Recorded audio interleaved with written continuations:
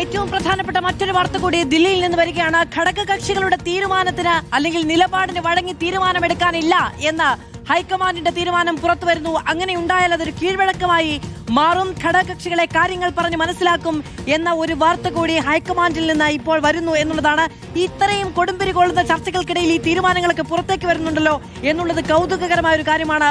ഘടകകക്ഷി തീരുമാനം അംഗീകരിക്കുമെന്നാണ് പ്രതീക്ഷ. ഘടകകക്ഷികൾക്ക് ഹൈക്കമാൻഡ് തീരുമാനം എതിർക്കുന്ന പതിവില്ല എന്നുകൂടി വാർത്തകൾ വരികയാണ്. റോഷിപാൽ വിവരങ്ങളുമായി ചേരുകയാണ്. റോഷിപാൽ, ലീഗ് ഇവിടെ അങ്ങനെ ഒരു നിലപാടെടുക്കുന്നു എന്ന വാർത്ത വന്നതിന് തൊട്ട് പിന്നാലെ അതിന് മറുകടകം വെച്ചിരിക്കുകയാണ് ഹൈക്കമാൻഡ്.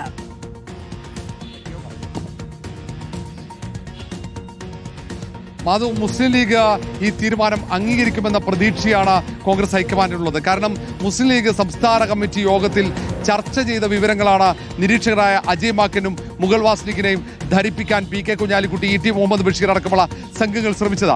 അതിനപ്പുറത്തേക്ക് ഹൈക്കമാൻഡ് എടുക്കുന്ന തീരുമാനങ്ങൾ അത് തങ്ങൾ എതിർക്കില്ല എന്ന് നിരീക്ഷകരോട് പറഞ്ഞിട്ടുണ്ട്. അത് മുസ്ലിം ലീഗ് മാത്രമല്ല, എല്ലാ ഘടകകക്ഷികളും അങ്ങനെ പറഞ്ഞിട്ടുണ്ട്, അങ്ങനെ ഒരു ഉറപ്പ് നൽകിയിട്ടുണ്ട് എന്നാണ് കോൺഗ്രസ് ഹൈക്കമാൻഡ് വൃത്തങ്ങളിൽ നമുക്ക് മനസ്സിലാക്കാൻ കഴിയുന്നത്. അല്ലാതെ പ്രത്യേകിച്ച് ഒരാളുടെ പേരും മുസ്ലിം ലീഗ് അടക്കമുള്ള ഒരു ഘടകകക്ഷിയും മുന്നോട്ട് വെച്ചിട്ടില്ല. അവരുടെ യോഗത്തിൽ നടന്ന ചർച്ചകൾ, അവരുടെ യോഗത്തിൽ ഉയർന്ന അഭിപ്രായങ്ങൾ അത് കോൺഗ്രസ് ഹൈക്കമാൻഡിനെ അറിയിച്ചു. കാരണം കോൺഗ്രസിന്റെ നിയമസഭാ കക്ഷി നേതാവിനെയാണ് തെരഞ്ഞെടുക്കുന്നത്. കോൺഗ്രസ് നിയമസഭാ കക്ഷി നേതാവിനെ തെരഞ്ഞെടുക്കുമ്പോൾ മറ്റൊരു രാഷ്ട്രീയ പാർട്ടി അതിൽ ഒരു കർശനമായ നിലപാട് സ്വീകരിക്കില്ല എന്നതാണ് ഏറ്റവും പ്രധാനം. മാത്രവുമല്ല, ഇതുവരെ കോൺഗ്രസിന്റെ നിയമസഭാ കക്ഷി നേതാവിനെ തെരഞ്ഞെടുക്കുന്ന ഘട്ടത്തിൽ ഒരെതിരെ അഭിപ്രായവും മുസ്ലിം ലീഗ് മാത്രമല്ല ഒരു ഘടകകക്ഷിയും പരസ്യമായോ രഹസ്യമായോ സ്വീകരിച്ചിട്ടില്ല എന്നതാണ് UDFന്റെ ചരിത്രം. അതുകൊണ്ട് തന്നെ ഹൈക്കമാൻഡ് അങ്ങനെ ഒരു കടുത്ത എതിർപ്പ് മുസ്ലിം ലീഗിന്റെ ഭാഗത്ത് ഉണ്ടാകുമെന്ന് പ്രതീക്ഷിക്കുന്നുമില്ല എന്നതാണ് യാഥാർത്ഥ്യം. ഏതായാലും മുസ്ലിം ലീഗ് ഈ തീരുമാനം, ഹൈക്കമാൻഡ് എടുക്കുന്ന തീരുമാനം, നിയമസഭാ കക്ഷി നേതാവിനെ ആരെ തെരഞ്ഞെടുക്കുന്നു അത് അംഗീകരിക്കുമെന്ന കണക്കുകൂട്ടൽ തന്നെയാണ് കോൺഗ്രസ് ഹൈക്കമാൻഡിലുള്ളത്. മാധു, നോബൽ വാരിക്കാരൻ കൂടി വിവരങ്ങളുമായി ചേരുകയാണ്. നോബൽ, ഇപ്പോൾ ഘടകകക്ഷികളുടെ ഒരു തീരുമാനം തിരിച്ചുണ്ടാകരുത്. ഒരു പ്രഖ്യാപനം വരുമ്പോൾ അത് കോൺഗ്രസിനുള്ളിലും UDFനുള്ളിലും ഏകകണ്ഠമായ തീരുമാനം എന്ന നിലയ്ക്കു തന്നെ പുറത്തു വരണമെന്ന നിർബന്ധ ബുദ്ധി ഹൈക്കമാൻഡ് പ്രതീക്ഷിക്കുന്നു എന്നാണ് നമുക്കതിൽ നിന്ന് മനസ്സിലാക്കേണ്ടത്. ഇതിനൊരു കീഴ്വഴക്കമില്ല. മുസ്ലിം ലീഗ് അതിനെ കെട്ടുപെട്ട് മുന്നോട്ട് പോകും എന്നുള്ളതാണ് പ്രതീക്ഷയെന്ന് വ്യക്തമാക്കുകയാണ് ഹൈക്കമാൻഡ്.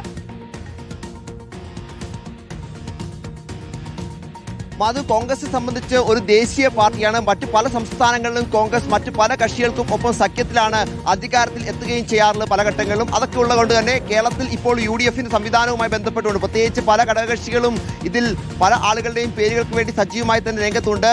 പലരുടെയും പേരുകൾ സജീവമായി തന്നെ മുഖ്യമന്ത്രി സ്ഥാനത്തേക്ക് അവർ ഉയർത്തി കാണിക്കുന്നു. അതുമായി ബന്ധപ്പെട്ട അവകാശവാദങ്ങളൊക്കെ നടത്തുന്നു, പ്രതികരണങ്ങൾ നടത്തുന്നു. ആ സാഹചര്യമൊക്കെ ഉണ്ട്. പക്ഷേ ഹൈക്കമാൻഡ് പറയുന്നത് അങ്ങനെ ഒരു ഘടകകക്ഷികളുടെ തീരുമാനം, നിലപാട് എന്നിവ പരിഗണിച്ചുകൊണ്ടൊരു തീരുമാനം എടുത്തു കഴിഞ്ഞാൽ അതൊരു കീഴ്വഴക്കവും അസാധാരണ സാഹചര്യവുമായി മാറും. മറ്റ് സംസ്ഥാനങ്ങളിലും ഇതേ സാഹചര്യം ഒരുപക്ഷെ ഉണ്ടായേക്കാം. അപ്പോൾ മറ്റു പാർട്ടികൾ പറയുകയാണ് ഇന്നയാൾ കോൺഗ്രസ് മുഖ്യമന്ത്രിയായാൽ മതി എന്ന് പറഞ്ഞു കഴിഞ്ഞാൽ അത് വലിയ പ്രതിസന്ധി ഉണ്ടാകും. അതൊരു കീഴ്വഴക്കമായി തന്നെ മാറാനുള്ള സാധ്യതയുമുണ്ട്. ആ പശ്ചാത്തലം കൂടി ഉള്ളതുകൊണ്ട് എന്താണെങ്കിലും ഘടകകക്ഷികളുടെ നിലപാടിനെ മാനിക്കും. പക്ഷേ ആ നിലപാട് പൂർണ്ണമായും ഏറ്റെടുത്ത് നടപ്പാക്കാൻ നീക്കം കോൺഗ്രസ് നടത്തില്ല.